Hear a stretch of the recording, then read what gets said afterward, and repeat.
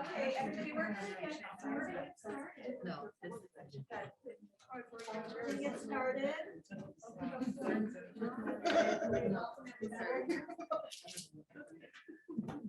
Okay, well, good evening. So my name is Judy Postmus, and I'm the Dean of the School of Social Work.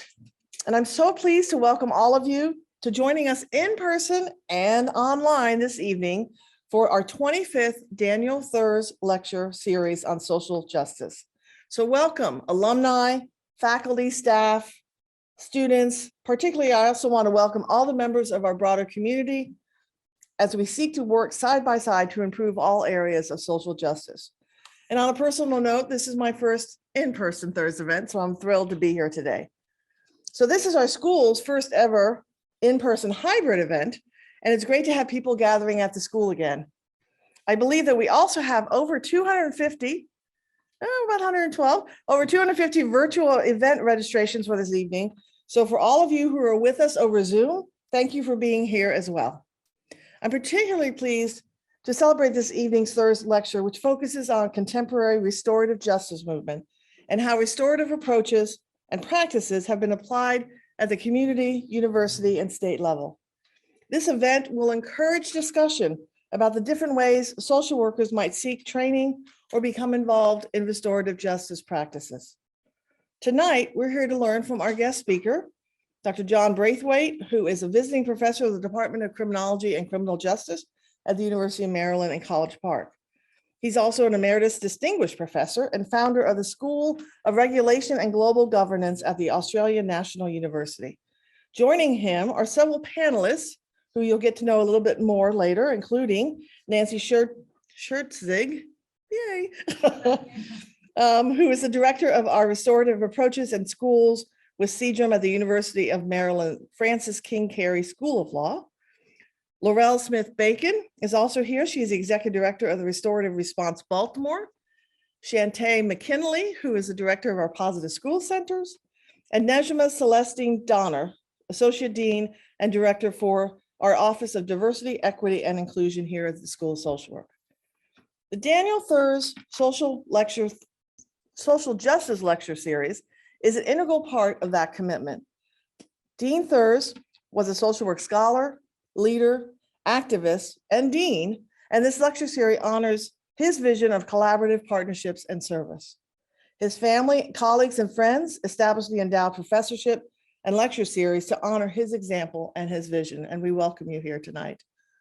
I would also like to acknowledge the land on which we currently sit. We operate on the ancestral lands of Iroquoian speaking Susquehannock peoples and the Algonquin speaking peoples of the Cedarville Band of the Piscataway Conoy, the Piscataway Indian Nation, and the Piscataway Cono tribe, all of whom share this area through their relations and whose descendants are thriving and resisting settlers' occupation. I also want to acknowledge the generations before us who brought us here to the present. In the US, that means we must acknowledge those who were brought here against their will through slavery, who migrated from their homes for a better life, and who have lived here for generations and saw their lands taken away from them. Tonight's event is co-sponsored by the Center for Dispute Resolution at the University of Maryland, CDRUM, and the Community Justice and Equity Initiative as part of our school. This event is hosted by our own professor, Corey Shadema, who is also our Thursz professor. As befitting her professional background, Dr. Shadema is a scholar who focuses on how people work in and around policies that are unjust and ineffective in different substantive areas, such as child welfare, prostitution, and child care policy. She is dedicated to ensuring that the legal institutions, policies, and programs designed to assist those most affected work well on the front lines and that their voices are heard. And I'm definitely due for a haircut. Her dual background in law and social work has facilitated this research, both in her understanding of court proceedings and laws and in gaining access to a wide variety of legal venues. Professor Shadema brings to her teaching both her social work scholarly training and her legal background, a powerful interdisciplinary perspective for our social work students. Her experience abroad in Israel, her deep affection for our students, and the school's commitment to social justice for all as are the reasons she holds the position of Thursz Distinguished Professor of Social Justice. So welcome, Professor Shadema.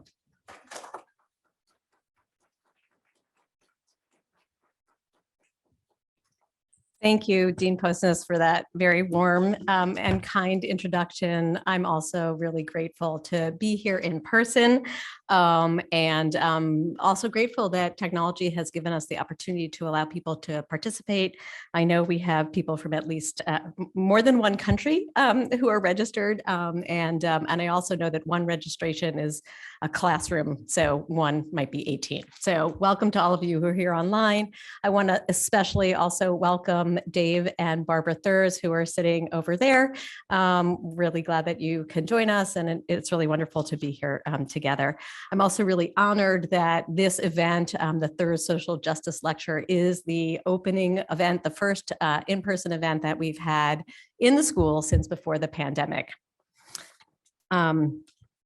So we live in a time that often seems hopeless.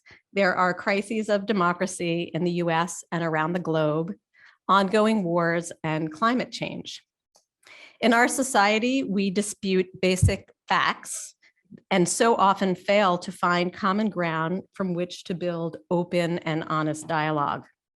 Like many of us here today, the promise of restorative practices has great appeal to me, and I'm grateful to our own School of Social Work's Office of Diversity, Equity, Inclusion, you'll hear more about that, for the many trainings and restorative practices that challenge me and many other staff, faculty, students, and administrators to attend to, care for, and create a culture where we see ourselves as connected to each other and where we develop practices in accordance with a commitment to that ongoing connection.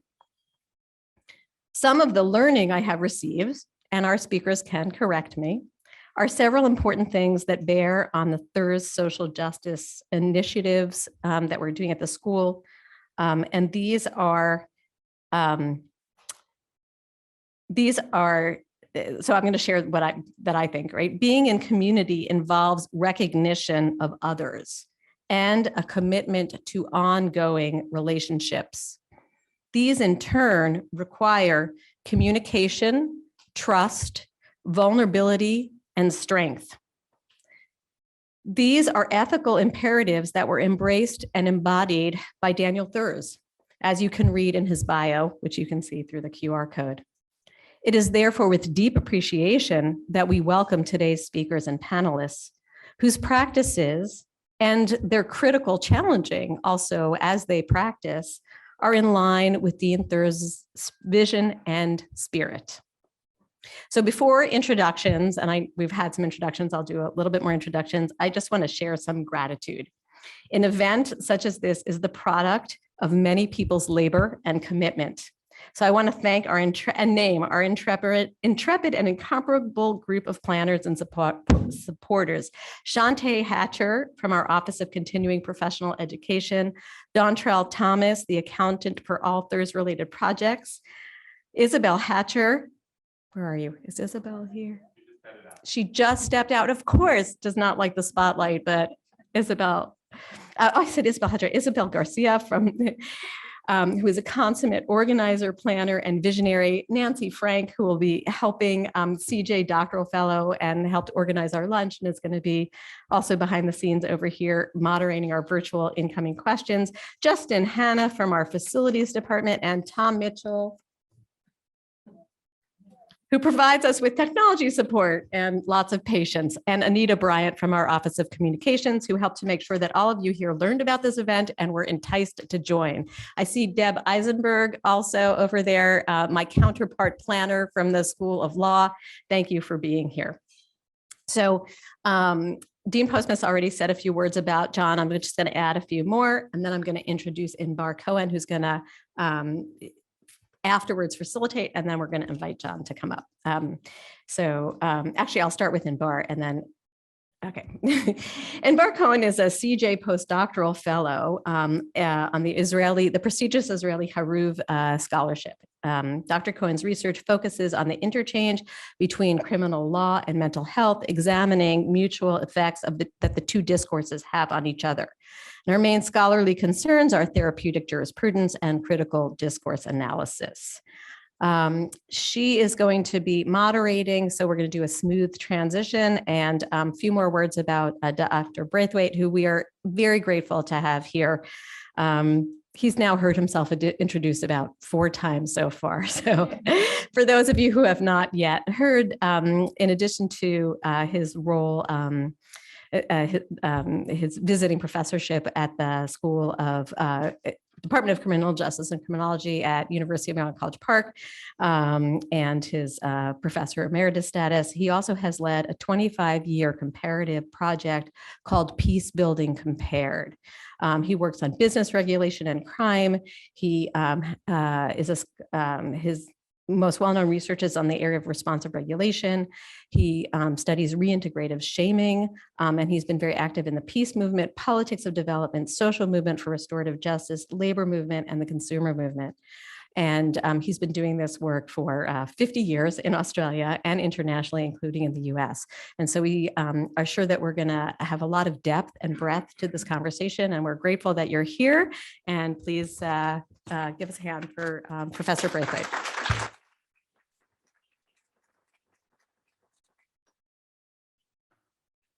Well, thank you, Corey, for that kind introduction, and Dean Postmas, and to all of you for coming along, especially to you, Nancy. You seem to have the toughest job to manage all the incoming,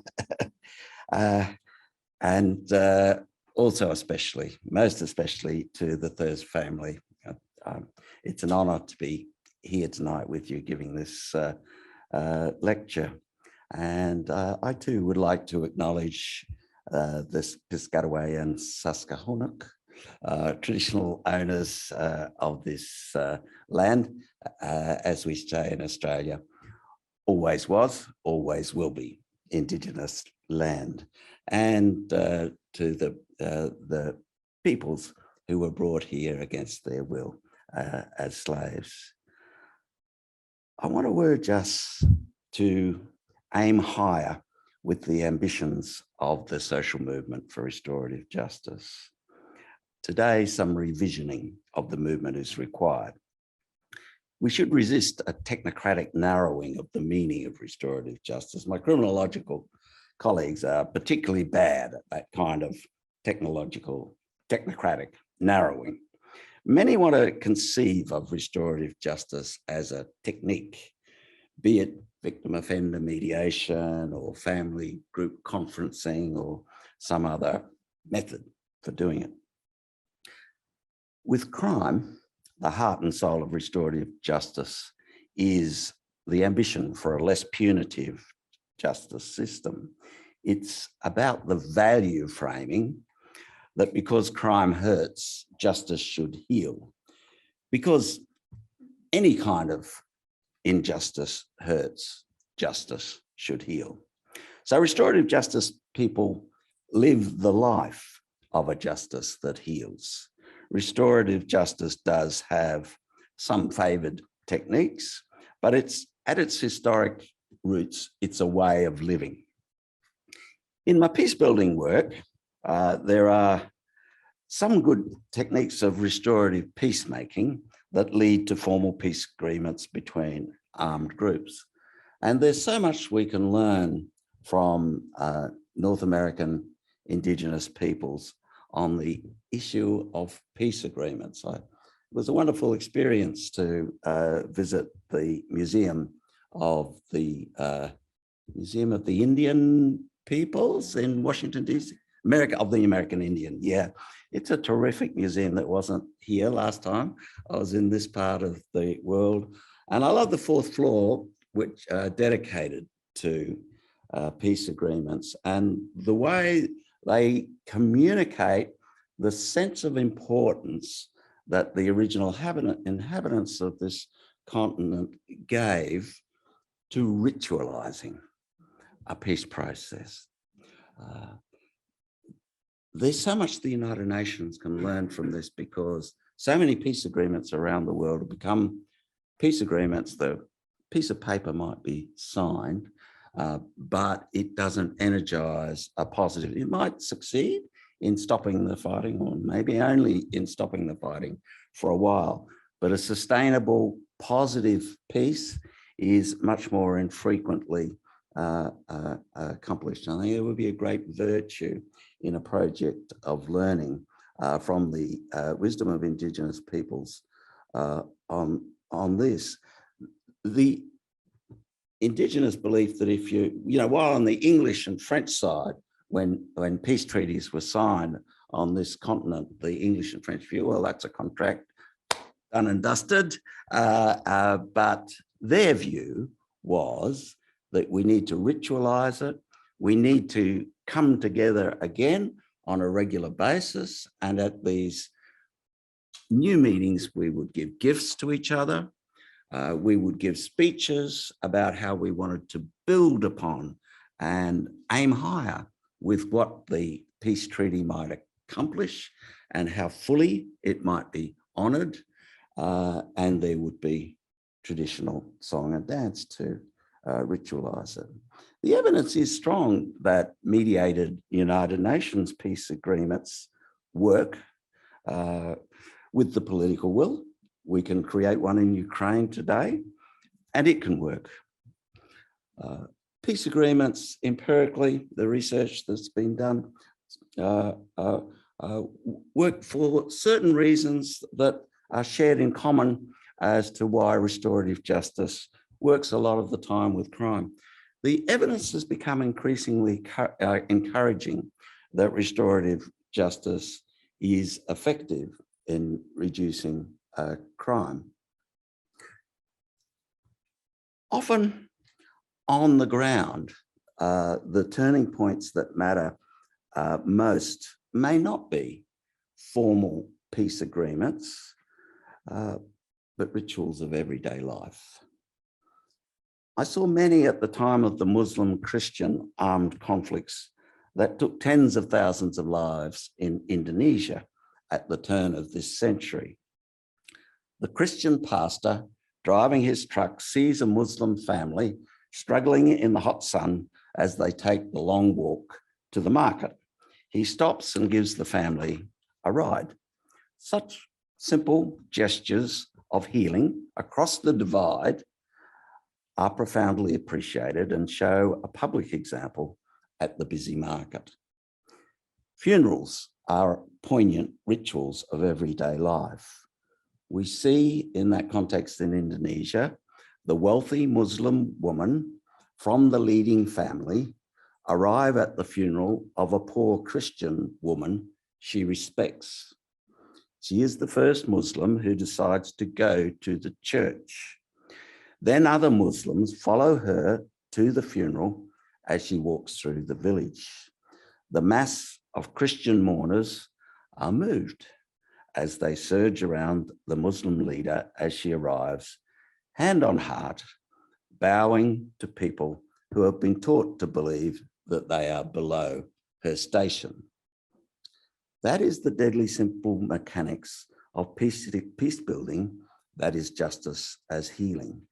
We all have that obligation and that capacity to change the world through our own simple rituals of everyday life. And some of those literal rituals led on to large groups of Christian workers rebuilding the mosques they had burnt down in the conflict, and large groups of Muslim workers rebuilding the churches that they had burnt down in the conference. So rituals building into a practical, active politics of helping and healing. But let's talk about a process definition of restorative justice for a moment. I define restorative justice as a process where all of the stakeholders in an injustice have an opportunity to come together to decide who has been hurt, what needs all of the stakeholders have, and what might be done to repair the harms and to meet the needs that have not been met. Notice that in that definition, the values of healing, voice, listening, inclusion are embedded in what is a process definition. So this is actually a hybrid process and values conception of what restorative justice is. I worry about factionalism in the social movement for restorative justice. I do think of myself not as an abolitionist really about criminal law. I believe we need police and criminal law and even prisons. I worked for 10 years as a business regulator, and in that capacity, I would often say to a group of business executives, what we're talking about here is a crime, is a criminal offence by your company and the executives of your company. And I think there's a lot of power in that and a lot of importance in using that for a more socially just world in which the crimes of the powerful are brought to account in the way that they are currently not in comparison of the crimes of the powerless. I do want a world where more than 90% of the people who are currently in prison are released from prison. But we can believe that and want a social movement for restorative justice in which abolitionists are leading players in all our debates and conversations. While I so admire abolitionist feminists like Maryland's Lee Goodmark, who see a central role for restorative justice in responding to gendered violence, I also want to see those who are sometimes disparaged by restorativists as carceral feminists. I want to see them embraced within the restorative justice movement too. They might be adamantly opposed to face-to-face meetings of sexual assault victims and offenders, but restorativists still want to converse with even the most punitive feminists about restorative conferences for families that have been torn apart by an incident of sexual assault, for example. We need a restorative movement that embraces those who want to keep the state right out of restorative processes, and those who want to do restorative justice in the heartland of the carceral state, in prisons and institutions that confine severely mentally ill people, or state-controlled aged care units for dementia sufferers. Yeah, I've seen the power of restorative care planning for dementia patients who are incapable of interpretable speech. It is possible and meaningful to empower the concealed voice of dementia patients through restorative justice. The ideal is a more inclusive social movement that embraces all those factions with love and respect. One of the practitioners who I spoke to while I was in my time here in Baltimore, she can engage this from the audience if she chooses. She spoke about being anxious about her fidelity to the ideal of restorative justice. And I often have people come up, both academics and practitioners come up to me, be they social workers or lawyers, and say, I'm really worried about whether I'm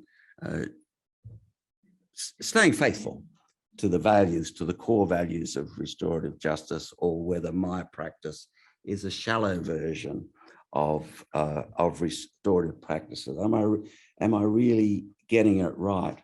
Well, that kind of fidelity anxiety is something we should be worried about and responding to and thinking about the dangers of factionalism in a social movement that wants to bring about transformative change, which the social movement for restorative justice does.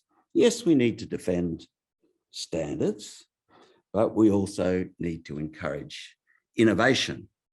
And anxiety about being true blue in any way is a danger to continued innovation. And we elders of the movement need to be more careful to prevent fidelity anxiety among younger practitioners. 30 years ago, I was radically democratic about who should be in the room for a restorative justice circle. It's a meeting for stakeholders in the injustice, as the definition I articulated earlier stated. But across the years, I've progressively learned from Indigenous elders, though they have a different view, that it's important to ask in addition to having the stakeholders in the circle, to ask the question, as New Zealand Maori people would say, well, who are the elders in our community who have a distinctive level of spirituality, traditional spirituality, or mana, they might say, because that can be infectious in the circle through its demonstration effect as to how to heal, how to find the pathway to healing, problem solving, future prevention in the restorative circle. Also, an experience from my engagement with Indigenous forms of restorative justice that all have their own names around the world. And when we refer to a particular practice in a particular place, we don't refer to it as restorative justice, even though it might fit our definition of restorative justice, but we call it by the name that they choose to use to call it. But when I see those practices, we can see at times the virtues of allowing the whole village to see the example of the elders show that path to justice administered with love, even in respect of some terribly serious and sensitive crimes. I used to think, and still do, that conferencing the wider circle is superior to one-on-one mediation. For reasons I'd be happy to elaborate, but they go on, and it's a great danger to me, the kind of person who can go on and on. But the idea of a conference, what I mean by the idea of a conference is a bringing together of two communities of care, a group of people who are there because they're supporters of the survivor for this incident, and another group of people there who are there because they're supporters of the alleged perpetrator of this incident. Very different logic to bring together two communities of care rather than to bring together two groups of people in a courtroom who are there because they can provide the best evidence to destroy the side of the other case in a courtroom. While I had this variety of reasons, and there are empirical grounds for thinking that a wider circle, we used to worry in the early days that a circle that was too narrowed that was too widened, would be unmanageable for facilitators, but that's not turned out to be the problem that we thought it might be. So hence this increasing persuasion to, when things are not working well in the circle, widen the circle. So in the corporate crime restorative justice circle, if the executive who's directly responsible for the corporate crime is a really tough nut who is saying, let's fight it out in court, thanks, we're not going to respond to your pleas to pay this compensation to victims and to apologise and to transform our compliance practices at our corporation. See you later. One response is, so, well, I'm disappointed to hear that. Let's go away and think about it and see if we might reconsider that position and reconvene. And then we call up his boss and see if by bringing his boss into the circle, he might have a different view. And then if the boss is an even tougher nut, we can, and we have done this, try his boss's boss being brought into the circle until we find someone who will be responsive to a restorative approach to getting big structural change to this corporate problem. Okay, so that's the belief about virtues of a wider circle. But we've also learned over the decades of experience from a case like this one. It was a restorative justice conference in Australia concerning an alleged sexual assault by one child by a slightly older child who lived on the same street. The mothers of the two children were sisters. The conference went really badly, angrily, shouting. The facilitator, in her wisdom, saw this as a problem fundamentally between the sisters, more than a problem that was actually about what happened between the children. So she adjourned the conference and said, why don't we think about a bit of a breakout? I see you two need to get a bit of time out, and maybe, I don't want to interfere in your family business, maybe so there's some things you might want to go out and one-on-one and talk to each other through as sisters. And I can mediate that if you like, or we can all go out to lunch and we can all have a nice long lunch, and you could, the two sisters could have a lunch together. And so that was what was done. They were mad with each other at the start of the lunch, but they accused each other of using their child as a weapon against them in a dispute that had nothing to do with the children. And they, in the end, persuaded each other that they both should apologize to each other for using that and for dragging each other's children into this conflict, that they should have been mature enough to sort out themselves first. So they came back into the conference then and the conference came up with a productive resolution very quickly. So there was a challenging case for someone who allowed himself to become progressively more persuaded that the one-on-one was an inferior technique of restorative justice. So the micro mediation, dyadic mediation continues to have a big place, and we can transition between one and the other.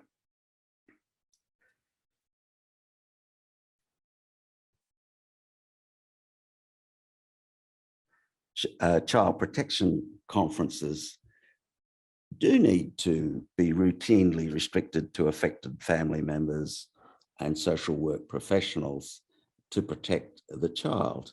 But Indigenous elders can be invited there. We know from the work of Joan Pennell and Gail Burford that in a restorative process dealing with sexual abuse of a child within a family, the restorative journey will usually discover that there is more than one victim of abuse in that family. Often many members of the family will be found, with some deep digging, to be survivors intergenerationally. So we must not essentialize who is the family victim and who is the family offender. On their interpretation of the practice implication of that, everyone who attends the conference in such a family, where sexual abuse of a child has occurred should have a supporter with them in the family, just in case we find out during the journey that they themselves were a victim, even if they were an alleged perpetrator themselves. In Australia, we still have far too many social workers who inappropriately remove children from Indigenous families. Our stolen generation problem is still a problem of today. We will do better when we empower a galaxy of Indigenous and multi-ethnic traditions of child protection that heal. When it is necessary to remove a child from an Indigenous mother, it is simply better when it's the elders who sit down in a yarning circle and say to the mother that we are all persuaded that it is necessary to remove your child for a time, but we as the elders, you can trust us as the elders in a way you may not trust the professional social worker. We promise you that if you meet these conditions, you will get your child back, and we, the elders, will advocate on your behalf to that end. Social work was a profession that had a founding vision set in a liberating way, in my view, as an outsider to your profession. Restorative justice advocates like to claim ownership for the ideal of not doing things for people or to them, but with them. Actually, that vision first came from Hull House, from the ideal of community embeddedness in the vision of Jane Addams and her colleagues. All of those ideas on inclusiveness and transcending the stigmatization of immigrant communities, their ideas on empowerment, their feminism, and their Nobel Prize winning peace building, as the catastrophes of World Wars I and II were about to begin historically. These ideas are more powerful than ever today in the social work vision to the mind of this outsider. I'm not saying that everything is perfect about the Jane Addams legacy, but hers was not a technocratic ideal. It was for a profession that had a transforming vision for social justice. So I say to the lawyers, what is law? And after they give their usually pretty technocratic answer on what law is, I say, well, I think of law as a profession that brings professionals together in places like law schools and courts to contest what justice means. And likewise, I think of social work as a profession that brings people together in social work schools, in welfare institutions, in institutions that support people and families to contest what social justice means. So the professions, like the social movement for restorative justice, has to keep rethinking and revisioning its big picture of what it's about. When I talk to a class of, I meant to say first that I'm proud that I come from a family of another profession. Our family is one of school teachers. So of course, I think that education is the foundational font of restorative justice. When I talk to a class of school children, I say that I've been studying restorative justice for 40 years or more, but there will be someone in this classroom who's better at convening restorative circles and restorative corridor conversations outside your classroom, better at it than me. My abilities have been corrupted by too many decades as a professor talking at younger people. You can speak the language of your classmates better than me.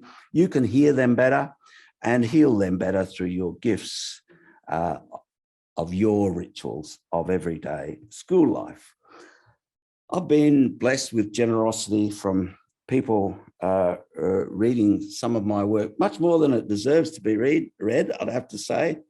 Yet my favourite publication in terms of a vision for restorative justice is one practically no one reads. I'm sure no one here would have read it. I think a lot of academics are like that, aren't they? We have this thing like, well, that was so great. They thought this terrible thing was the thing they should read. Anyhow, so this is a thing from the 2001 Oxford Review of Education.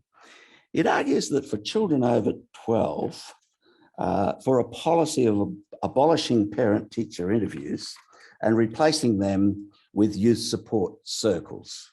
When a child is going well, the circle might meet quite rarely. But if the child hits trouble at school or on the streets, the youth support circle would meet more frequently. Imagine a child comes from a disadvantaged family and is failing disastrously at mathematics, just like his parents did. His parents are incapable of helping him remedially with his mathematics homework. The circle discusses that there's a big sister, an uncle, cousin, who are good at maths and will sit with him and help with the homework and homeschooling. That relative is brought into the circle. At age 16, this boy says to his youth support circle that when he leaves schools, he wants a job as a creator of electronic games, a real case. I didn't know how to react when a young person, I was helping put that to me. That relative, sorry, we've done that bit. No one in the disadvantaged family has any idea of how one might go about realizing that particular ambition. The teacher helps them to find a person recently retired from the IT education sector who knows exactly what post-secondary education he must pursue to realize that ambition. As a new member of the youth support circle, he helps them gain entry to it. One child at a time and one old person at a time, because these support people about education and transition to work will usually be retired people. So part of the ideal of youth support circles is to intergenerational caring, to encourage that child when the older person who has helped them in those critical details is themselves perhaps in trouble in an aged care facility where they're being neglected. He will go and visit. He will be an advocate he will become the younger carer of his older carer, the younger transitional supporter of his older transition supporter for his transition from school to education, higher education, and at work. So one child at a time, one old person at a time, that seems to me a pathway to a more just society, a more egalitarian and participatory democracy. Children are not born democratic. They must learn to be democratic. So I'd love to see universal learning to become democratic citizens through youth support circles. I often say that I'm worried that the movement for restorative justice is aging and losing the vitality of youth. We have restorative city movements where all the practitioners in the city, including my own city, come together on a regular basis, usually a monthly basis, and discuss the challenges they're facing, discuss the awful policy settings that are being set by their jurisdictions and what advocacy campaign has to be launched to transform those unhelpful policies. But I often say at those gatherings, including to my own in Canberra, there's a lot of us here who have hair like this. And you know, what are we doing to renew the movement? And the obvious way is through engagement with the school programs in which, you know, your university here, your social work school and your law school, I mean, talking to people, so many wonderful initiatives are going on in Baltimore here to re-energize restorative justice in schools. And I'm sure we'll be hearing more about this during the discussion.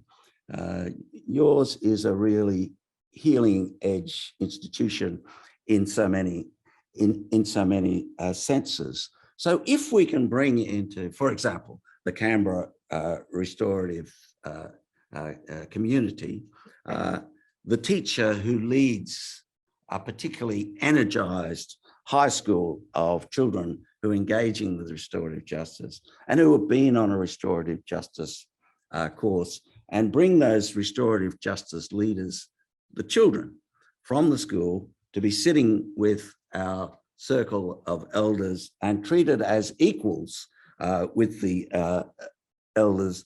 That's an idea for reimagining the movement that I want to put on the table. It's certainly a cherished ambition for a social movement for restorative justice, where the principal ideas of generators of ideas are high school students. And I'll leave it at that. Thank you.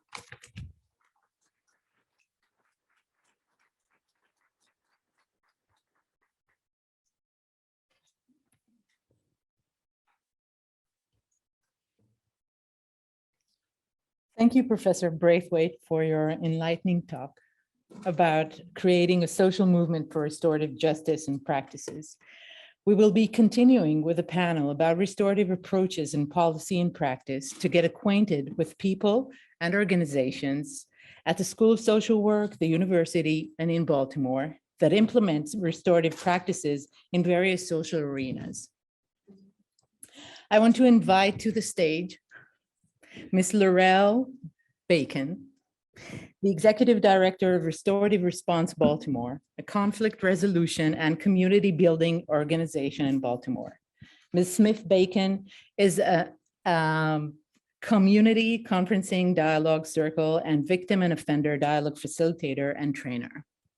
Ms. Nancy Schertzing, the Director of Restorative Approaches and Education Program for the Center for Dispute Resolution at the University of Maryland Francis King Carey School of Law, also known as CDRUM. Her role at CDRUM integrates her experience in facilitating school-based restorative circles and training through promoting professional education, research, and direct services, providing individuals and communities with the knowledge and skills to address conflicts strategically and productively. Ms. Nejma Celestine Donner, who is the School of Social Work's first Assistant Dean for Diversity, Equity, and Inclusion.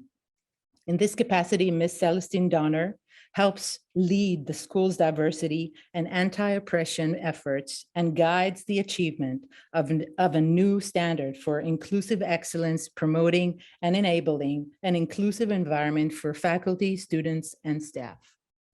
And Ms. Shantae McKinley, the Director of the Positive School Center.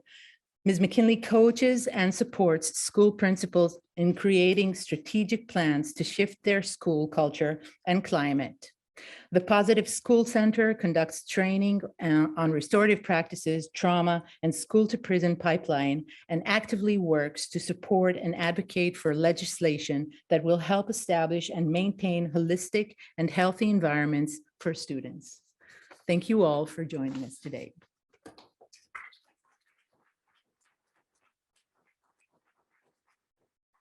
I'm going to start with our first question to have a better sense of your restorative work. If you could please introduce yourself and your organization with the focus on the restorative aspect of your organization's mission. Please also feel free to introduce or clarify important terminology that we should all be thinking about. We'll start with Laurel and then move on to Nancy, Nejma, and Shantae. Good evening, everyone. I'm Laurel Smith-Bacon. I'm the Executive Director of Restorative Response Baltimore. We're a conflict resolution, community building organization rooted in indigenous restorative justice practices. The reason we say indigenous is because the way we learned, initially was very transactional, and it was rooted in the European way, the way that America was taught, well, how I was taught. So we look into the indigenous ways, the ways that African culture incorporates restorative justice. And they don't even call it restorative justice, it's just a way of being. As Dr. Braithwaite talked about, restorative is not just what you do, it's just not the processes you enter into, it's who you are at all times when people aren't looking. It's who you are with your families, in your organizations, with yourself. You can be restorative or non-restorative with yourself. So we are rooted in indigenous restorative justice principles. So we are conflict resolution and also community building. We co-power, we don't say empower, because the wisdom is in the communities. We don't come into communities saying what the solutions are, what people need to do, how they should think. We co-power with them and we offer the processes that we have that they can utilize in order to build relationships and connections, as well as resolve conflict. We also have moved away from using the term neutral facilitator. We use the term invested facilitation because as invested facilitators, we want to know who we are, what we mean to the community that we are with, what it means for that community, how they view us. I'm originally from Boston, so I don't come into communities in Baltimore and say how Baltimoreans should handle things. When I go into Cherry Hill, I want to know from the folks that are from Cherry Hill, what's going on? What do you all want? We're listening to them. We're not coming in trying to save anyone or say what needs to be done. The wisdom is in all of those communities. So we co-power with, and we also are invested. And that's all I'm going to say right now. Wow. You saved us 2 minutes. Can you hear me? Okay. I am Nancy Schertzing, as Inbar explained. I am new to the University of Maryland Law School CDRUM department. Are you talking to me or? Oh, that's yours are on as well. Okay, wonderful. And so I feel in a lot of ways that I'm still learning. I'm from Michigan. You may have noticed that I don't have the same Baltimore accent that a lot of people have. But I have been just so impressed and so proud of the law school here because we just have a wonderful program. Dean Eisenberg, who is in the back row, is central to that, where we're really centering empowerment. We're really centering anti-racism. We're doing things that not only are we helping people resolve conflict, but we are also empowering the next generation of people to be warriors warriors for peace, as Laurel and I were talking about before. So I'm proud to be a representative, to represent CDRUM here in tonight's panel. In a lot of ways, I feel like I have, like Dr. Braithwaite and Laurel have stolen my thunder, because unlike my colleagues who are very adept at speaking on the fly, I come with my whole script and highlights and everything. And what I've highlighted here is really about the restorative philosophy, the central, like the soul of this movement is about all of us humans as well as our environment being connected. It's a very ancient, very Aboriginal in the sense of people from the lands where we all and our ancestors have all come from. And when we start, I think, to recognize that the connectedness, that we are truly one with each other, it becomes easier to kind of process this concept that is at the core of restorative justice, which is that harm to one is harm to all. And when we harm someone in our community or when we harm our environment, we have an obligation to heal that harm. And it's not just an obligation so much as it's in our best interest. And the easiest way for me to kind of understand this transition that we're starting to wake up to this now, we Eurocentric people are starting to wake up to this, is that for most of our learning history or academic history, we have conceived of the world as in the Newtonian physics model, right? Where the world is like a machine. And when a machine breaks, when there's something wrong with the machine, you pull out the part that's the problem. And we've treated our schools this way in so many ways. We've treated our students this way. We treat our people who are marginalized in this way. And what we're coming to find is the ancient knowledge that our ancestors have learned from looking at nature, which is a quantum model of the world, of physics and of the universe, which is that every action that we have can have a profound impact on the other side of the world. And that concept, that knowledge that we are kind of growing into is, I think, a great illustration for the truth of what is restorative justice. It is not, we are not going to solve the problems that we are facing by punishing one or two people, right? We are all a part of the solution. And the restorative philosophy, the restorative paradigm empowers us and gives us the tools to be able to be that solution. Thank you. Hi, everyone. You can hear me, okay. I'm Najma Celestin Donner, and I am the Associate Dean for Diversity, Equity, and Inclusion. And a big part of my job, as was mentioned, is to lead our efforts around justice, equity, diversity, and inclusion. And restorative practices is really an integral part of the ways in which we think about cultivating justice and equity and inclusion, particularly when it comes to fostering a sense of belonging and building community.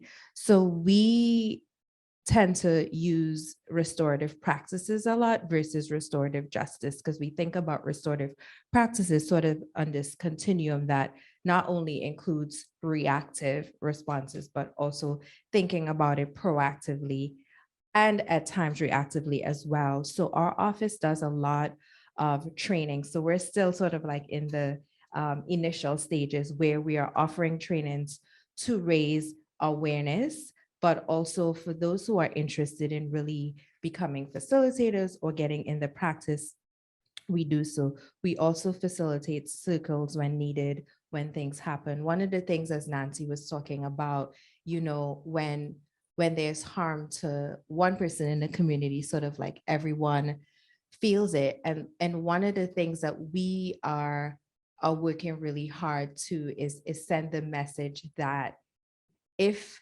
we do not invest the time in building community, then there's nothing to restore, right? And so when harm happens, you know, everyone wants to sort of rush and do a circle or try to get things going. And people are like, I don't know that person. I have no investment because we have not spent the time to build community. So if we want to get to that point where if one person is harmed, the community is harmed, we really need to spend the time investing in building relationships and building community. And so I think that's the point where we are right now in really trying to drive that message home and really get our stakeholders here, our faculty, students, and staff to invest in building relationships and community so that when harm, if and when harm happens, there's an investment.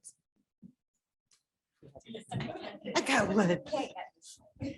So you guys are doing some amazing things. So I am Shantae. I am the director of the Positive School Center here at the University of Maryland School of Social Work. And I like to think of us as co-creators, right? And so we support schools throughout Baltimore City and just throughout the state on co-creating ways to build community. We believe in the African word Ubuntu, like I am because we are, right? That's what we live by. That's how we operate. So we really spend a lot of time, 80% of our time, supporting schools to strategically plan and build communities so that when it's time for us to have this responsive restorative act, their communities are already built. There's trust. So at the PSC, we have, we're lead agency for several 12 community schools, and that's the way we can build community with families. So we like to go from the inside out, right? So we work with schools to build a strategic plan with them, but then we also support community members and community agencies to bring them inside the building in a very restorative way, making sure that everyone knows that they are part of the community. It is not just the school and then the community. The school is the community, and we are all in this together. And so we help them to build agreements and norms that we trust, that we're able to trust each other within that community, and we're able to speak to when those trusts and norms are violated. And so that's where we spend most of our time, and just working around like, how do we navigate this space and building community? But we also believe part of this is in being a restorative environment that we must think about, how do we become trauma responsive? How do we become social emotionally developed, right? How do we always central consider race and equity? That's central to everything that we do. And so it is important that we all have voice. It's important that we all know that we are valued within the community. And then if it's time, in those times that we have to build a space to repair a harm that has happened, we already have a trusted community where we're able to do that. Because the principle of restorative practices, so the PSC, the Positive School Center, we really operate from a restorative approaches lens, right? But we know that it's 80% proactive, 20% responsive. So as Nejma said, in those situations where you don't spend the 80% to build community, is definitely very difficult to really come in and do that 20% of responsive work, because you have to be able to have a trusted space in order to do that. We have a very efficient panel. Thank you for making my job so easy. Our next question will focus on the connection between restorative practices and social work. Social workers often practice in environments with policies that present challenges to social work values. How does that problem manifest for social workers and others who engage in restorative practices? So we'll start with Nancy and then move on to Nejma, Shante, and Laurel. Thank you for starting with the non-social worker. I'm like, when I read this question, I thought, okay, well, I could research social work, but no, I can't do that and speak intelligently. But I do work in a law school, right? And I work in schools for the law school. So that's the perspective you will get tonight. And I'm going to refer to my notes for this because there are some statistics I want to make sure that I'm getting correct. Our society's definition of accountability, we define it as punishment, right? And that is in our laws, and that is in our institutional policies, right? It's in our school discipline. That's that, and usually that punishment is exclusion. If we are in like kind of that Newtonian model, right? We pull out the broken piece.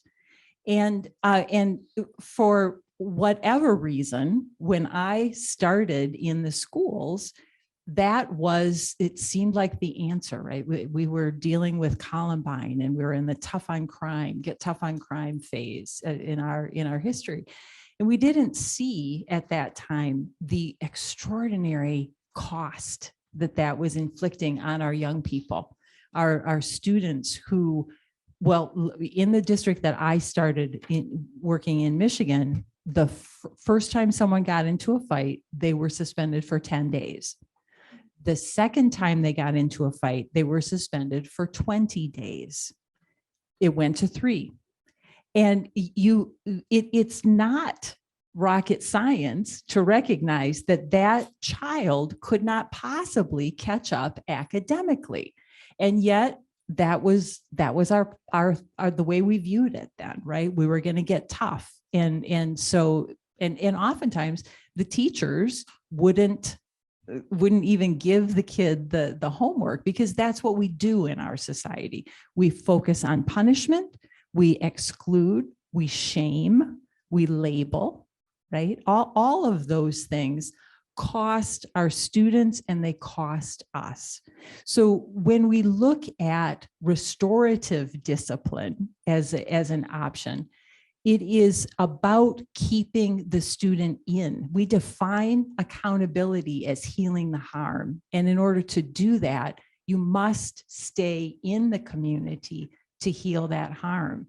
And I'm proud to say it's been about 20 years that I've been working in education, and we have seen dramatic improvements, legal in the laws, what are required of schools, and in the practices of creating the communities and using those disciplinary procedures that keep kids in school.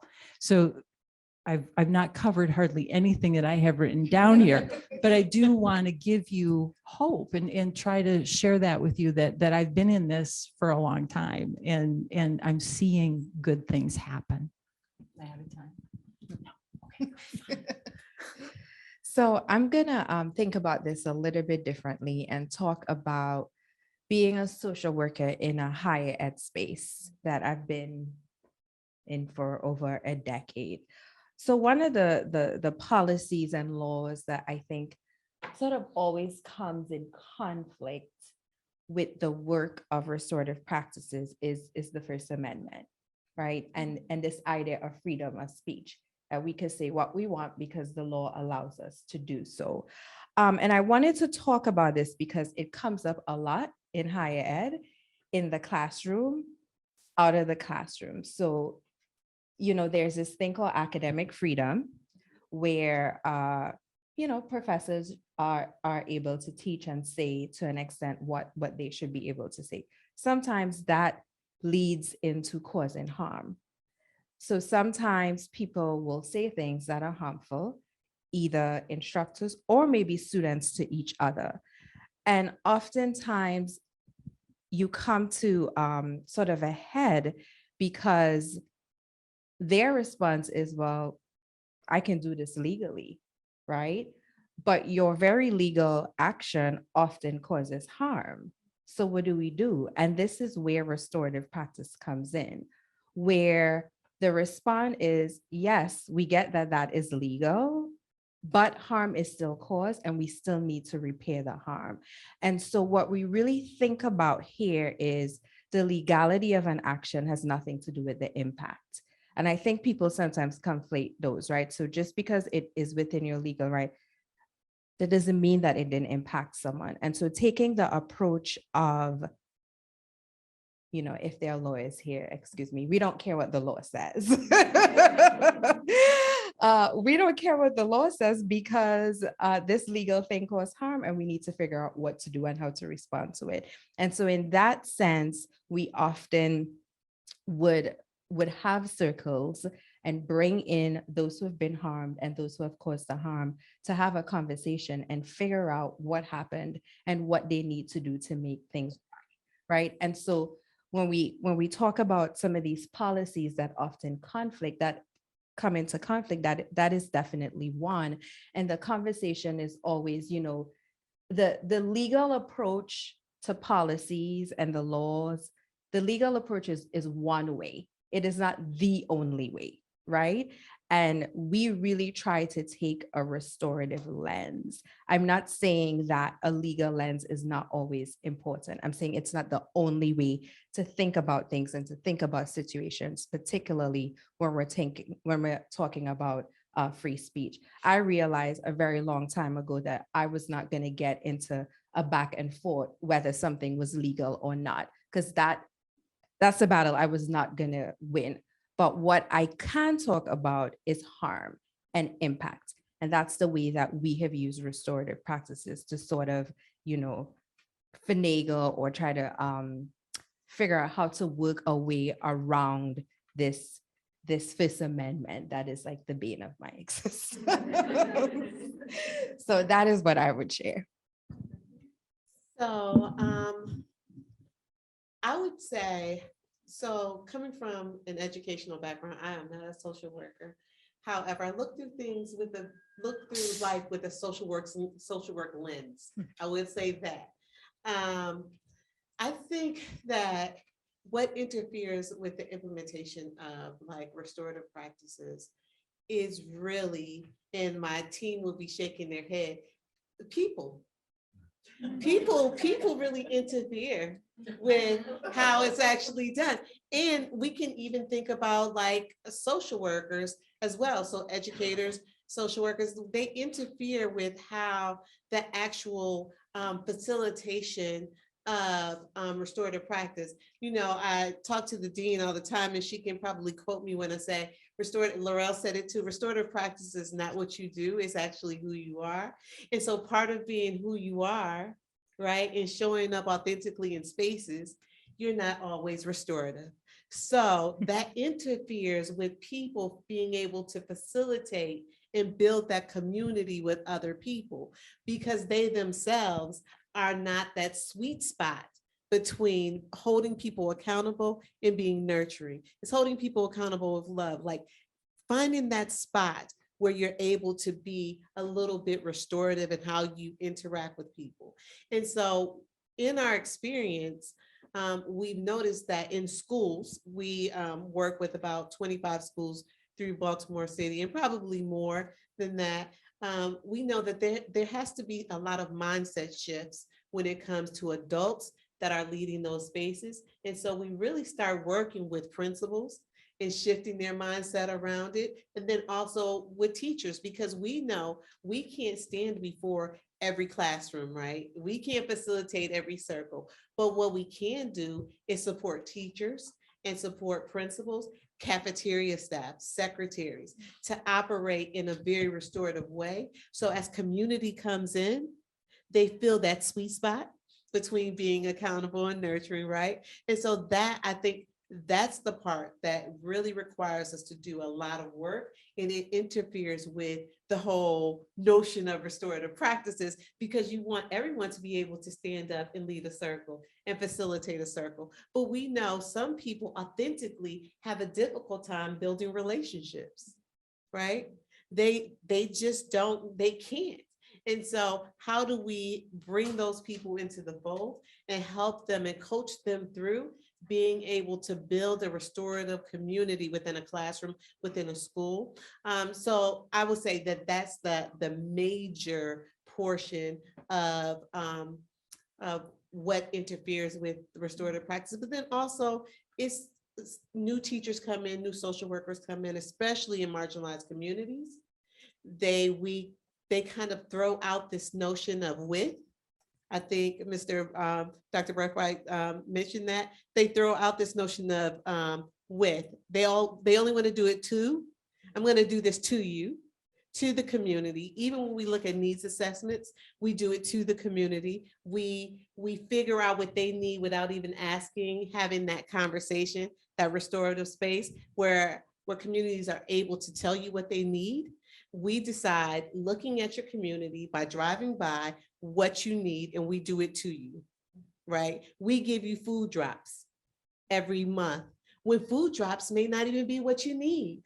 You may actually need classes, GED classes. So I think that just this notion of staying within that width box and just finding our restorative space within there, that is what's going to shift how we build schools and how we support communities to become more restorative. So it really is working with people in shifting how they look at education and just communities as a whole. So I too am not a social worker, and I'm actually glad that I'm following after you because I'm gonna expound on what you just said, girl. So as Dr. Braithwaite talked about social workers removing Indigenous children from their homes, it's because they don't know what the cultural norms are. They have no idea. It's based on whatever gaze they're looking through. It's based on what I feel this family, child, community needs. It's not about, let's find out what they need. Let's not assume where the needs are. Let's bring everybody together to find out. Oh, there's a food desert. Oh, children are stealing from the store because they're not getting breakfast. What's needed? And the only way to find out what's needed is to ask. I studied social work when I went to Morgan, and my best friend is actually a social worker, and she operates with that lens of when she sees that her coworkers are assuming something about a child, she will pull them away and she will talk to them and their family to find out what it is. She does not allow people to work on assumptions of what you've seen in the past, what your experiences have been. So I guess it goes back to invested facilitation, which I'm so passionate about. If you don't know who your community is, if you have no idea like what the historical harms have been, what the structures are that are holding them back, if you have no idea and you're just assuming, or you're watching television, or you're hearing from people, there's no way you're going to be able to assist them. From what I know, when I went to social work school, well, Morgan, way back in the day, I'm not going to say a year. Actually, it was last year. It felt to me like it was always it wasn't a with at all. They were not operating in a with box. It felt like this is the structure. This is what you diagnose and assess. This is where you send them. Like it seemed like that. It didn't seem like there was room to even figure it out, think of new ways, collaborate and elaborate on what is. The DSM, what is it now? DSM-5? It was a 3R, I think, when I was in school. So that you diagnose, right? You diagnose, okay, so if this is the diagnosis, this is what you need. How do we know? There are so many different ways that we show up on a given day. We are not what we do, right? We do things and then we are people. Like I've done some bad things. If y'all have heard of some of the things I've done in my youth, you may try to diagnose me, right? And say what I need, what could help me. Well, all you need to do is, when that was really just a moment in time. And I did have unmet needs, but it may not be the unmet needs that we assume that they are. So can I add one more thing to this? Yeah, go ahead. Just go really ahead. quickly, because No, I cannot say it no. would be a shame if I didn't. So I think just to add to that, Dr. Shaya, who's my executive director, created the SHARP framework, right, for social workers, and we actually utilize it for educators. And it requires us, it really pushes us to look beyond the person that's standing before us. It gives us key questions that we should ask that's going to push us to look beyond the person that's standing in front of us, so that we're able to say, okay, we have to think about their culture. We have to think about how they come into spaces. And I think that's if we start to think about trauma and just people as like far beyond the micro level of the person that's standing in front of you, we'll be able to really create and build community with them instead of problematizing them at times. Just wanted to throw in the SHARP framework for you. Yeah. Just So in dialogue with some of our panelists preparing for today's panel, we heard that restorative practices can be co-opted and weaponized. But can you please share your thoughts on this concern with us? We'll start with Nejma and then move on to Shante, Laurel, and Nancy. Okay. So one of the things that I notice is that a lot of times folks expect restorative practices and restorative justice to solve problems that institutions neglect to do, or that institutions themselves created, right? whether we're talking about structural racism, oppression, white supremacy, because there's that expectation of the process, but even sometimes the facilitator, especially when the facilitator is a person of color. And then to me, it waters the work down, and the true potential for what restorative practices can really do gets lost.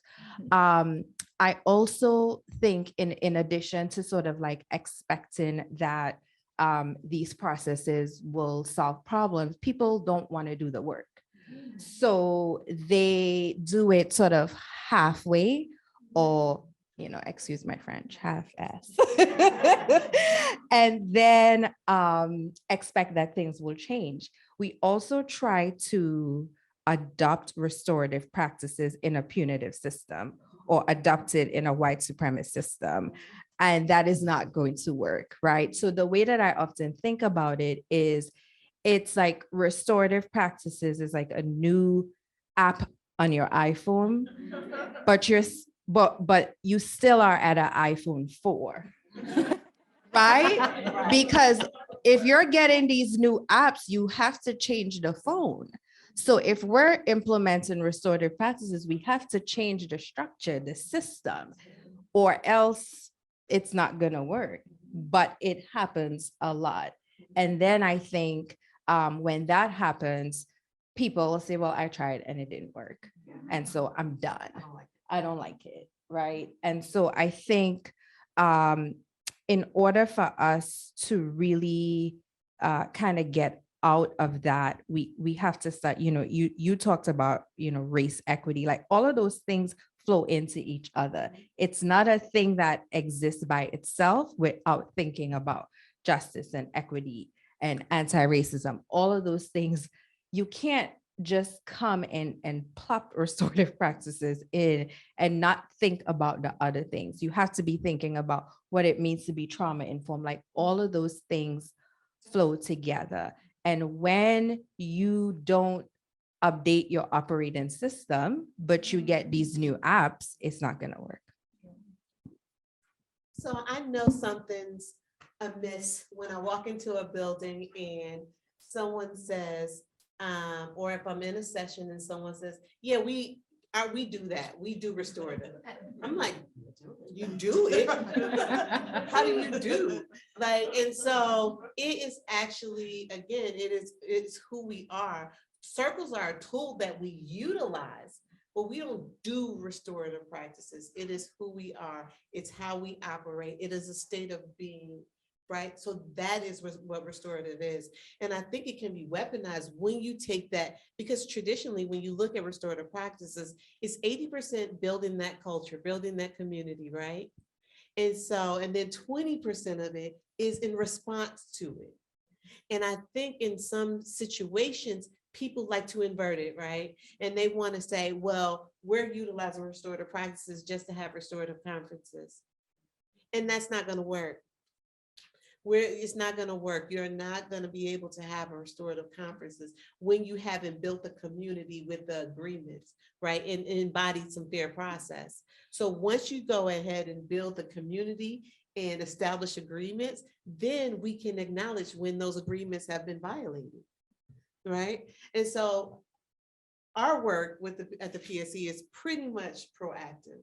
And so we when it comes to being very responsive to around restorative practices, we work with Restorative Response Baltimore and just other organizations, because we know that they are really great at being able to respond to it. But we think that the major lift in the school, especially when you're thinking about an educational system that wasn't set up for the marginalized students that are in the educational system.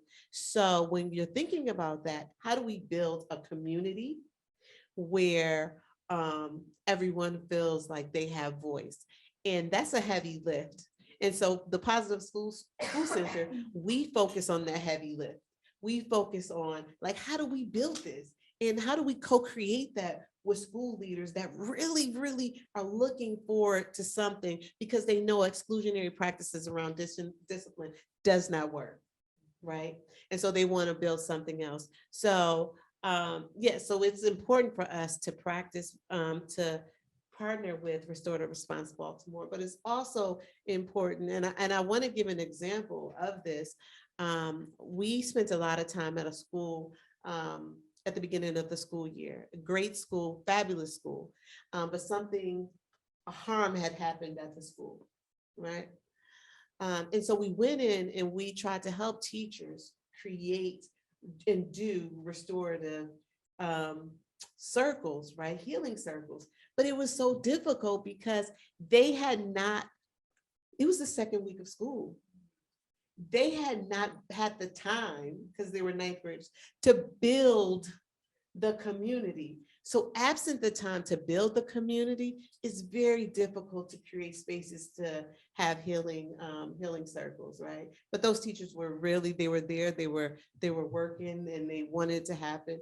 But schools really, not even schools, organizations really need to work on doing that part of building community first, and then we can respond in a restorative way when necessary. Yep.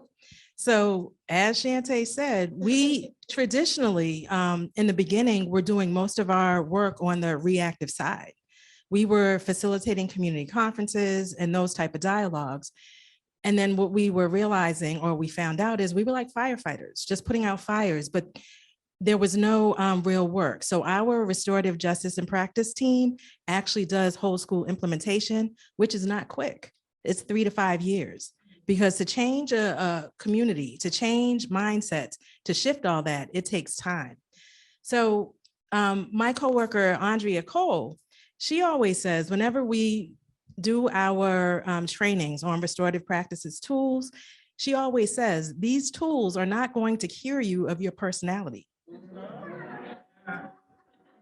They're not. So if you are a bad person or you have bad thoughts and want to, inflict harm or make sure power imbalances stay what they are, you're going to use these tools to do that.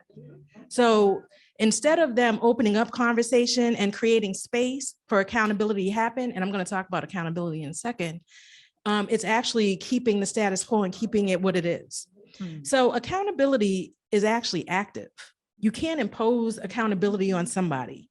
They have to be a part of it. They have to actually say, I acknowledge what I did. I hear what you are saying. I understand. And this is what I would like to do in order to help make it better.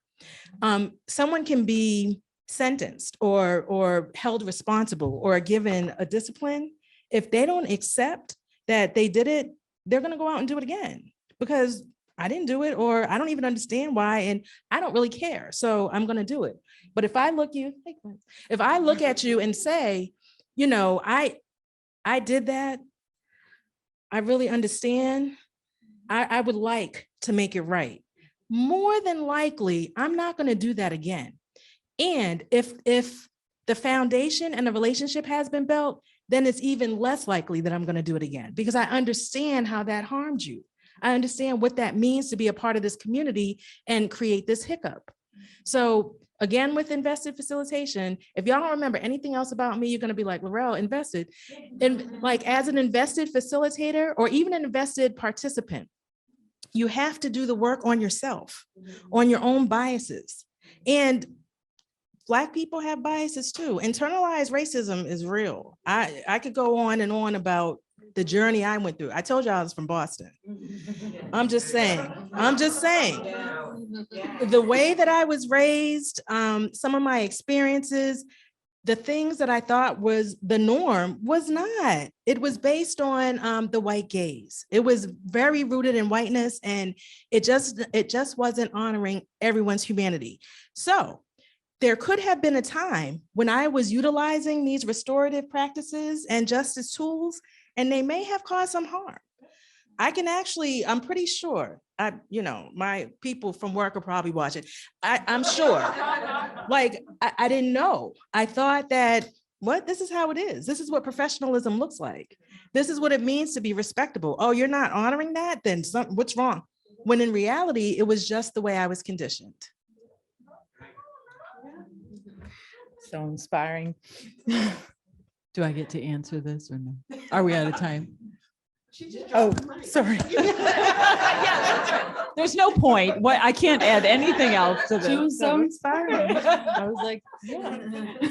All right, so I just have two things to say, or No. two quick things, but amen to everything. And the way that I described what, like trying to do restorative discipline in a school system that is still punitive is like, it's like when you go to the dentist when you have a toothache and the dentist pulls the tooth or, fills the tooth or something like that. And that pain goes away. But what we know is that dental hygiene, the daily flossing and brushing and everything, that is what gives us the health that we need. And so the concept of creating restorative environments, being restorative, is truly the key to our what we are about to do, which is, I believe, change the world. I mean, I honestly think that this has the potential, if we can shift from, expecting punishment to how do we heal? How do we heal those harms? The potential is extraordinary. All right, so that's not what I have written down on my sheet, right? So I'm going to just very quickly say that what came to my mind when I read that question is that in the restorative justice movement, especially when we were in the very beginning, there were a number of people that there was clearly a colonization of that concept. There were a number of people, well-meaning people, who created an industry, if you will, around teaching people how to do restorative justice, right? I'm going to own up. I was talking with Dr. Braithwaite. I was the person who asked about the fidelity question, because I think so often we get hung up on it. We get so hung up on, am I doing circle right, that we're afraid to even use any of the restorative tools. And what I am here to say to you is that when you are honoring every person as a part of your community, honoring your connection, and you are seeking ways to heal the harm, nobody can sell that to you. Nobody can charge you for that, but it is invaluable. And that is the restorative paradigm. So thank you. Thank you. I'm sorry for before. So our last question is focused on promoting social change through restorative practices, as it is a professional ethical obligation of social work. Can you please share your understanding of restorative practices or values that can be used to promote social change? We'll start with Shantae and then move on to Laurel, Nancy, and Najma. So, just to first, since this is the last question, I do want to say that being restorative is a muscle that you have to exercise daily. It is your decisions that you're making on a daily basis. And so when we think about restorative practices and social justice, and even just conversations around racial equity, I think that restorative practices, and I'm only speaking from the lens of an educator, as a previous principal, that it is restorative practices sets the foundation for those things to happen. It provides the space so you're able to build the community and the platform for those conversations to happen. And so when we think about like social justice movements, and we think about conversations around race and equity, and even conversations around trauma, if a school has set the made it a priority to build that community, that proactive community. It is the foundation where those things can happen, where people can have conversations about police brutality, where people can have conversations about gender inequity, where people can have those conversations because we built the norms within the community to say that we are going to, one, not harm anyone within our community, and then two, that we all have equal voice, right? So it's not about just the teacher, it's about like every individual voice in that classroom and every individual experience in that classroom. So I think, to answer your question, it really, restorative practices for me, and this is why I appreciate it so much, and this is why my school was a restorative practice school, and it really created the space where we can build community and have difficult conversations. And so during the Freddie Gray uprising, I was a principal during that time. And before my students even left the building, we sat down, because restorative practices is just in the DNA. So it's not what we do, it's in the DNA of my school and who we were. It was just intuitive for us to say, let's have a conversation about this. When one of my students passed away that had been with us since kindergarten, we were able to intuitively come together and have conversations.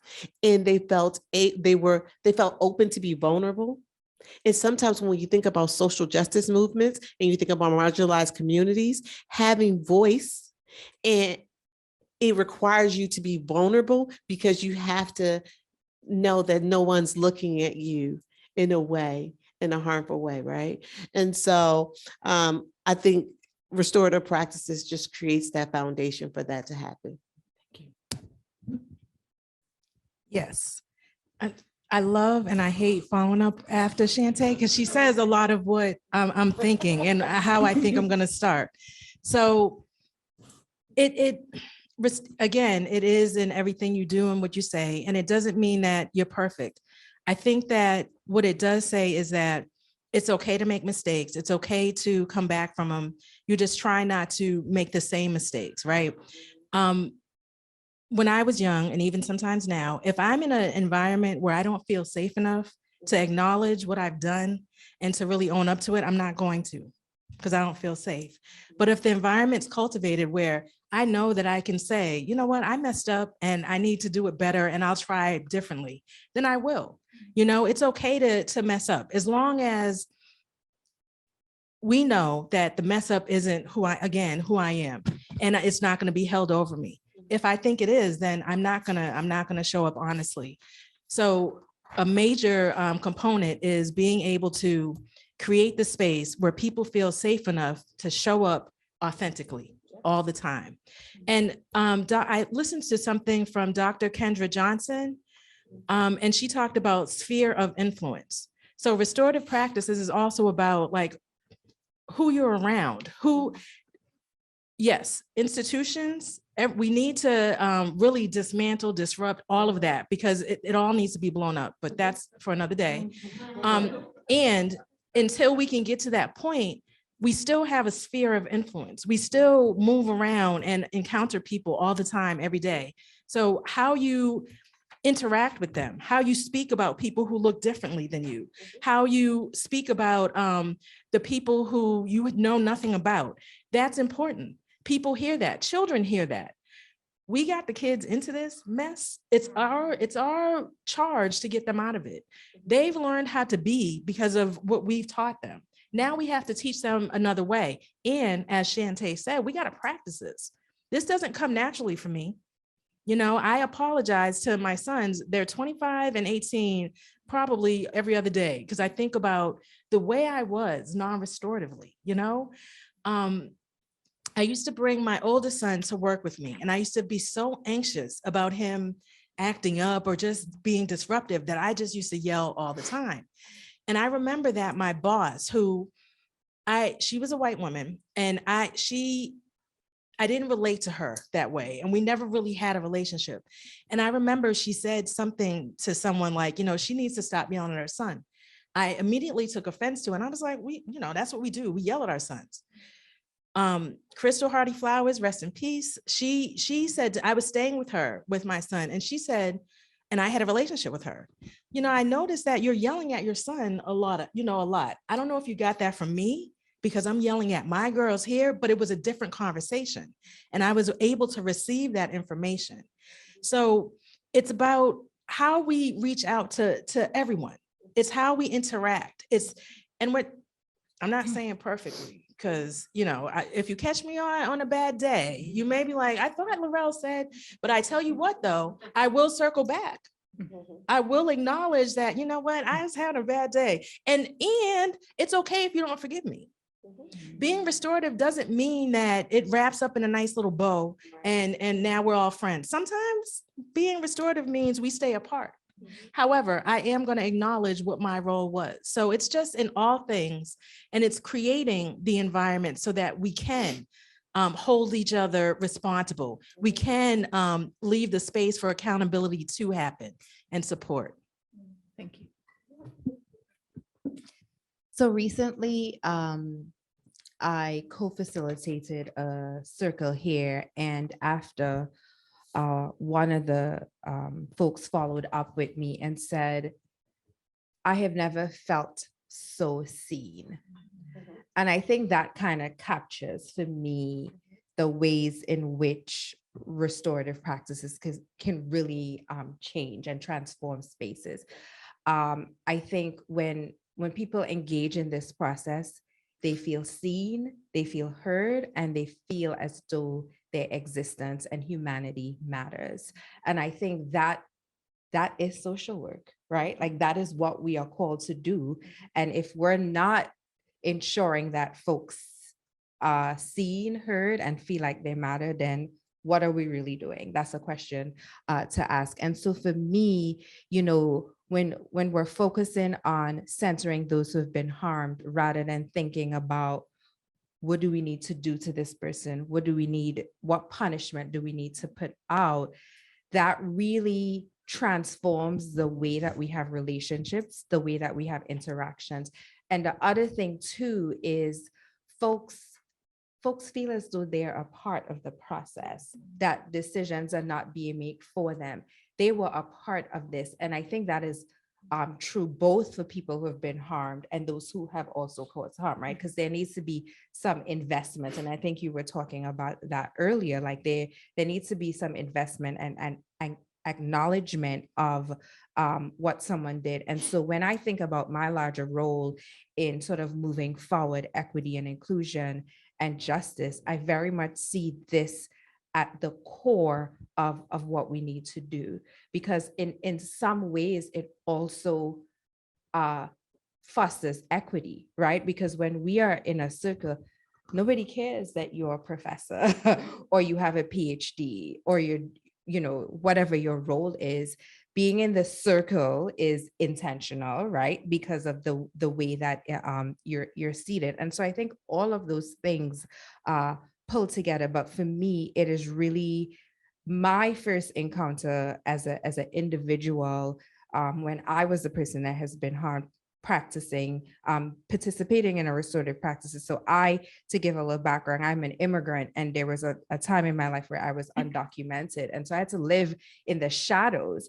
And so I never felt seen. And I remember sitting in that circle and thinking, I really matter. And that was such a powerful thing. And so when I think about that, that is the feeling that I hope everyone gets coming out of that. And so for me, that is the way, and that is the starting point of transforming relationships, interactions, and systems. I'm good. Thank you. I'm covered. Thank you. Okay. So in my saying that you can't purchase restorative philosophy, you can't, but you can learn how to implement it. And I think that's what you were getting at, Shantae, when you said that that's the foundation of how you build the community. You have to have some of the skills. And absolutely, there are wonderful, wonderful resources for training here in Baltimore. Since I've come, I've been really pleased and excited about that. Now, because I took the time to highlight all of these, I'm going to read some statistics to you, because the question about Can it be used to promote social change? I say emphatically it is. It already is. And here's just a couple of things that I just want to share. So when a school adopts restorative discipline, you usually see suspension rates fall between 40 and 80%. And oftentimes when you have resistance, right, you'll hear like from faculty members, well, that's because the principals aren't suspending or they're not disciplining anybody. But in Baltimore, this data, which OSI and Emily actually sent it to me, and I think CDRM actually had a part in doing this report. Baltimore schools that adopted restorative practices in 2018 saw suspensions drop 44% the first year. And not unusual, but what's unusual about this is that the school staff were reporting that they dropped because there were improved student respect for staff. 69% of the school staff reported improved student respect for each other, and 72% of the school staff reported improved school climate. So what you're seeing is in 1 year, you're seeing a cultural change. Denver Public Schools, they have seen suspension rates fall. Now, this is over 7 years of integrating. 10.58% was their suspension rate, down to 5.63%. And their academic scores are rising, their graduation rates are rising. Here's a couple of things that are really interesting. The California Healthy Kids Survey reported that students with the highest levels of exposure to restorative practices saw less exposure to exclusionary discipline, smaller racial disparities in the discipline, the disparities that I think I wrote it down. I may not have said anything, but it's a real thing. Students of color are like 3 times more likely to be suspended than white students. 4 times. Thank you. I didn't have that. Black girls 6 times, but yeah. Okay. It's a problem. Right. Thank you. I appreciate that. But anyway, what we're seeing is that as students are engaging in restorative practices in California, then that exposure helps them perform better academically, socially, and in a number of different ways. The last thing I want to leave you with, the last statistic, which I think is so cool. 2017, the U.S. Department of Education's Institute for Educational Science added restorative justice to the discipline categories that it measures. Okay, so this is 2017. At that point, about 30% of K-12 public schools said that they were involving students in restorative practices. 5 years later, in 2022, the same survey reports that 60.2% of all public schools report that they are involving students in some restorative interventions. And I just think that's awesome. I think that that's the direction that we need to go to if we really do truly want social change. And I believe that it is happening. Not perfect by any means, but I think it is. It is.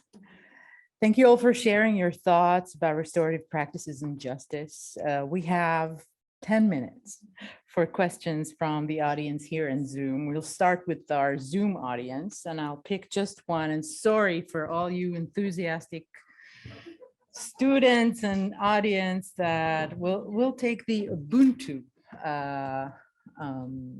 question. The principle of Ubuntu is beautiful. And yet I've heard people say capitalism makes it impossible to embrace the I am because we are ethos in our communities. How do we reconcile this possibility or reality when capitalism is so focused on competition? That's a good one. Oh, that is a great That's a question. good one. And so I'm just gonna go back to something Laurel said. She quoted Dr. Kendra Johnson, who's amazing as well. It is about like I'm gonna say that it's about our circle of control. Like we can only build, so being central in Baltimore City and Baltimore City Public Schools, there is some autonomous things that you're able to do as a principal. And I was able at the PSC and within my school to create that space where we're able to be collectively in community, right? And kind of move away from what's going on kind of in the outside world, right?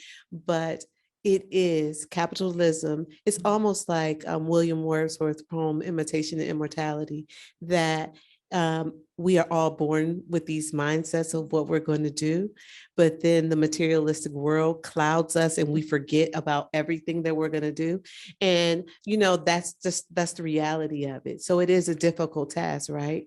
But it is, it happens when you have someone, a leader that's restorative and that is able to have some autonomy of how things are operated in spaces.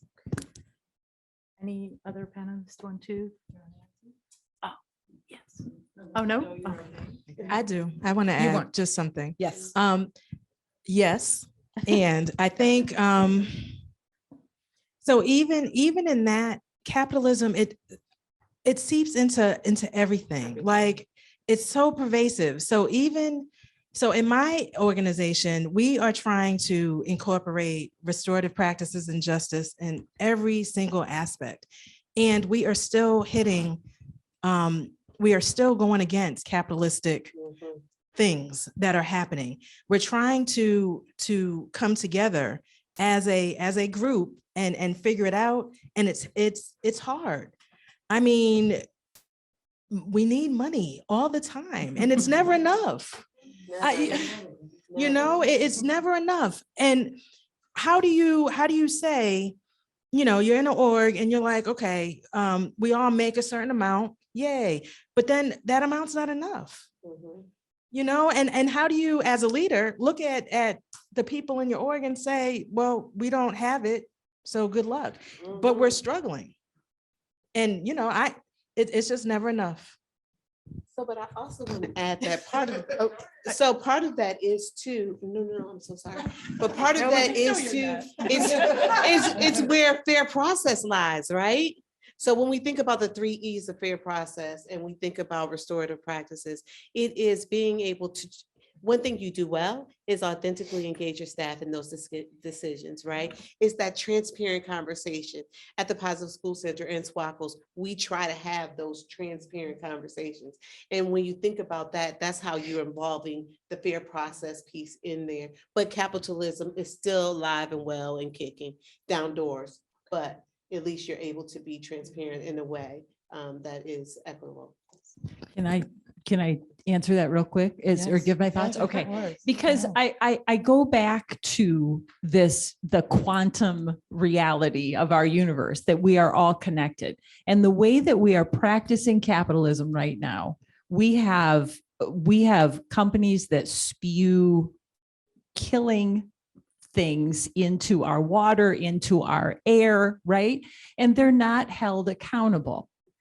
But that's not necessarily because of capitalism. That's because they're able to get away with it because we're not, as a community, holding them accountable, right? So if we adopt the paradigm that we heal the harms that we cause, we're going to get to addressing global warming and ecological issues and exploitation more quickly than if we're going to try to punish the people who hold all the money.